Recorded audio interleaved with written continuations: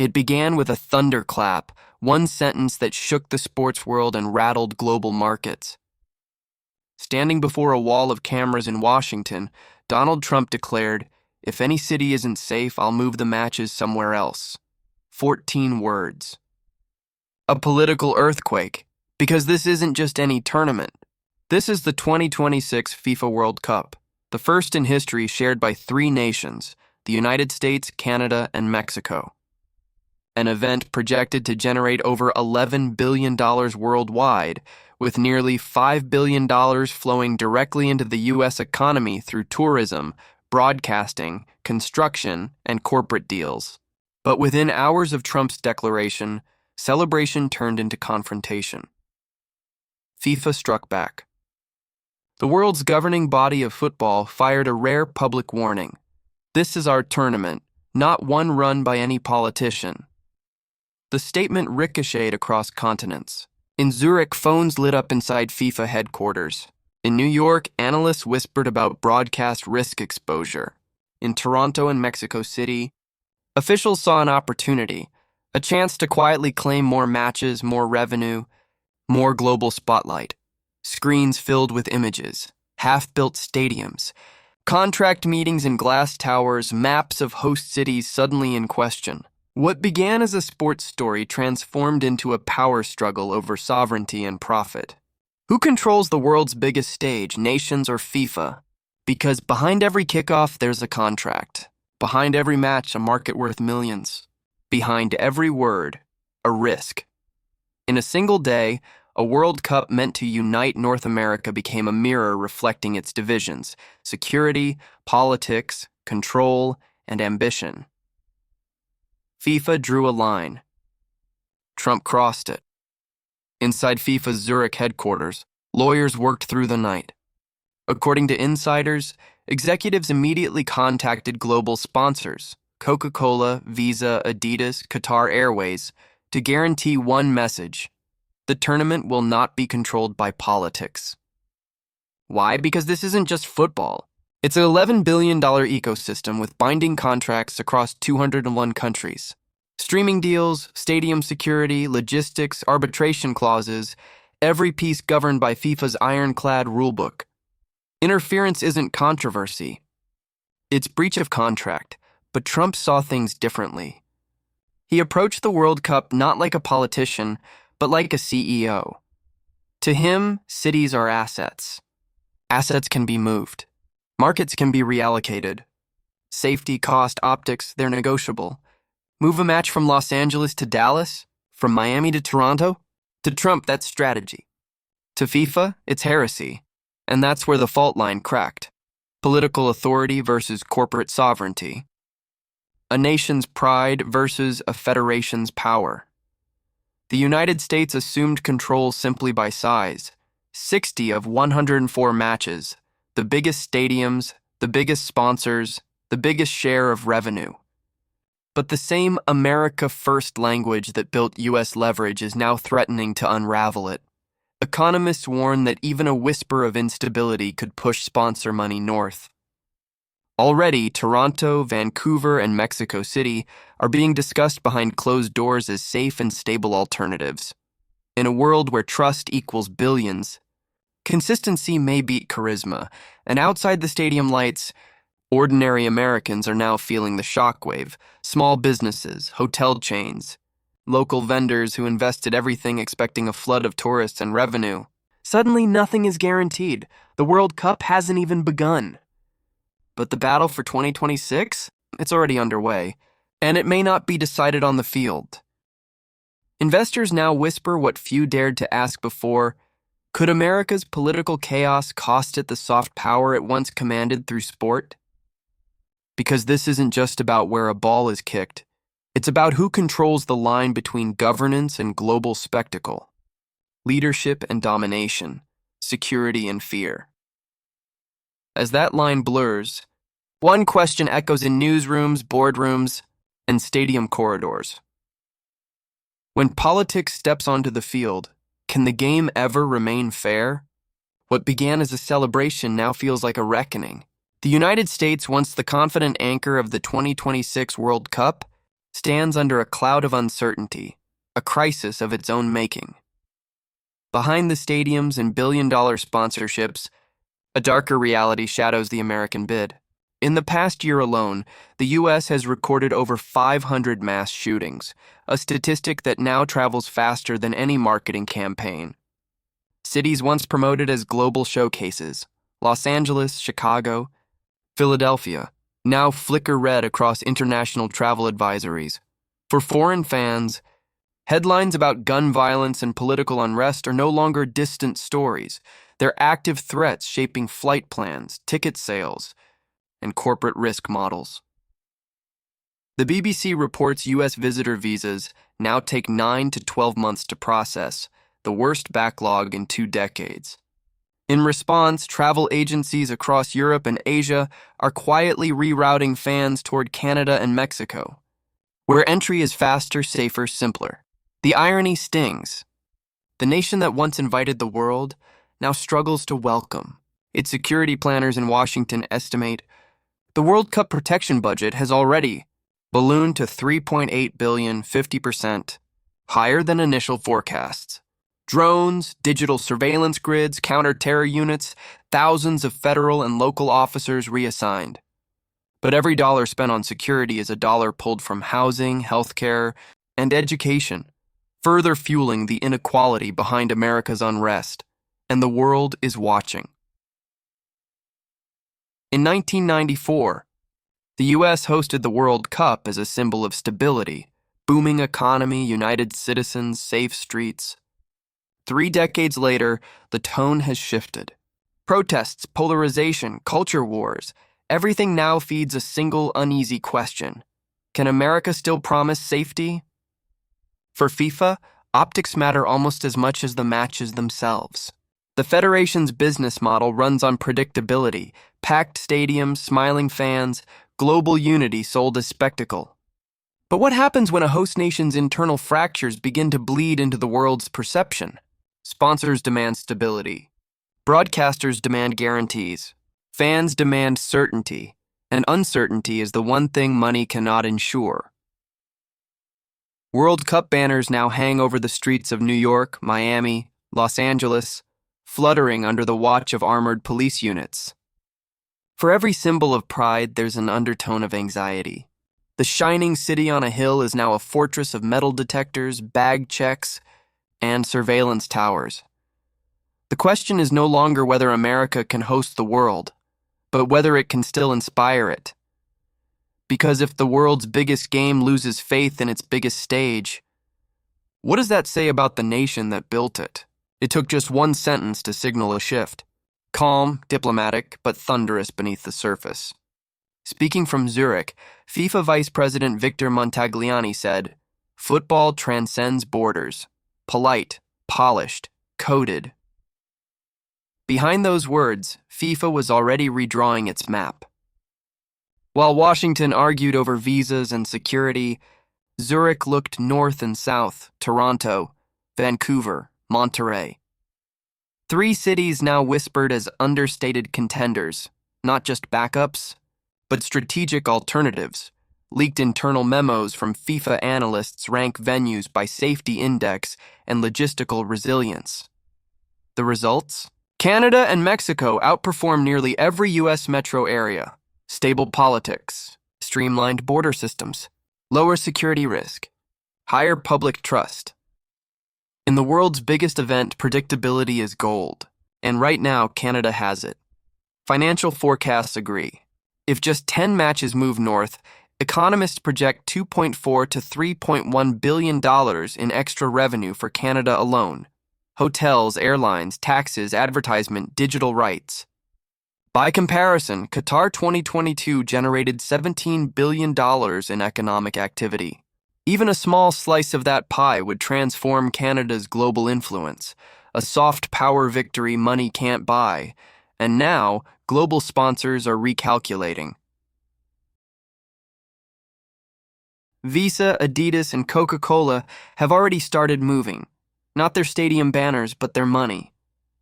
Since early 2025, all 3 global sponsors have expanded their marketing presence in Ontario and British Columbia, quietly pouring millions into media buys, hospitality deals, and tourism partnerships. Follow the stability, one sponsor executive told the Financial Herald. Translation: follow the money and the calm. Montaliani's statement wasn't rebellion. It was reassurance to investors, to broadcasters, to nations uneasy about America's unrest. A reminder that FIFA's loyalty isn't to Washington or any politician. Its loyalty is to the game and the billions who watch it. So while the United States debates control, Canada is collecting confidence. Stadium seats are filling, hotel blocks are selling out, and the global spotlight is drifting north, one business deal at a time. And as cameras prepare for the opening whistle, one question now hangs above every boardroom and newsroom. Has the world's biggest stage already found a new home just a little further north? In global sports, money talks, but image decides. And for FIFA, whose broadcasts reach over 5 billion viewers across 200 nations, perception is profit. After weeks of political noise and economic concern, FIFA made a quiet pivot. It stopped looking for the biggest stage. It started looking for the safest, because in 2026, stability has become a currency. Inside FIFA's media division, the math is ruthless. Every second of live TV carries brand value. A security scare? A violent protest? A political outburst on live airtime? That's hundreds of millions erased in sponsorship exposure. So, as Washington struggled with visa delays, mass protest alerts, and airport congestion, FIFA's cameras began to turn north. Canada didn't just look ready, it looked reliable. No visa gridlock. No travel advisories. No political hysteria, just order Toronto's Union Station, Vancouver's SkyTrain, Edmonton's transport corridors, efficient, predictable, scalable, and perfectly aligned with FIFA's newest global brand theme: sustainability and trust. The contrast was unmistakable: quiet competence versus noisy power. Meanwhile, America became its own opponent. According to the U.S. Travel Association, post-pandemic visa processing times are up more than 400%. For international fans, the total cost of attending a U.S. match is now 25% higher than in 2018. Higher airfares, additional insurance requirements, security surcharges. Even passion has a price point. Marketing firms now call it the optics dividend, and Canada is cashing it in. When brands like Adidas, Visa, and Coca-Cola buy ad slots today, they're no longer just buying airtime, they're buying peace of mind. Because in a world drowning in uncertainty, predictability is gold. From Vancouver's calm skyline to Toronto's financial district lights, Canada's image is transforming into capital, trust, transparency, and global goodwill, packaged into a single story. Canada isn't just hosting matches, it's hosting confidence. Because in this new age of televised geopolitics, one truth has become impossible to ignore. The world no longer bets on who shouts the loudest, but on who stands the steadiest. And now, as the countdown to 2026 continues, a louder question begins to rise, louder than any anthem. Is the future of global sport now defined not by power, but by poise? The numbers suggest yes, but the story goes deeper. Because behind the headlines are real people, workers, travelers, and families whose lives will never be the same. As FIFA quietly shifts more matches to its northern and southern partners, the economic map of North America is being redrawn in real time. In Canada, optimism is rising with every sold ticket, every new hotel booking, every sponsorship deal. Government forecasts now predict 1.2 million additional international visitors during the World Cup. A $4.6 billion boost to GDP driven by tourism, construction, retail, and transport. In Vancouver, cranes are back in motion, expanding SkyTrain lines to handle World Cup crowds. In Toronto, hotels crushed by the pandemic now report sold-out room blocks into 2026. Even small towns in Ontario and Alberta are building World Cup fan villages, preparing for spillover from sold-out games. And it isn't just Canada rising. Mexico is surging. Aeromexico and Viva Aerobus have launched new flight routes to Monterrey, Guadalajara, and Cancun. Restaurants are rehiring. Taxi cooperatives are expanding. Tourism boards are launching new campaigns. Because where the world gathers, opportunity follows. And for the first time in World Cup history, the advantage isn't going to the richest host, it's going to the readiest. And then there is the United States, the tournament's economic giant now standing on shifting ground. Analysts at Bloomberg warn of a potential 15 to 20% collapse in ticket revenue, a loss that could reach $188 billion if key matches are relocated outside U.S. borders. But the most damaging cost may not be financial, it may be psychological. Empty hotel lobbies in Los Angeles, silent fan zones in Miami, and vacant streets in Chicago would signal more than lost business. They would symbolize a lost moment of unity. The contrast is stark. In Toronto and Vancouver, fans line up overnight just for a chance at tickets. In Los Angeles and Chicago, streets fill with protests over security fears, political tension, and economic frustration. Two visions of North America now stand side by side, one moving forward with discipline and strategy, the other paralyzed by division.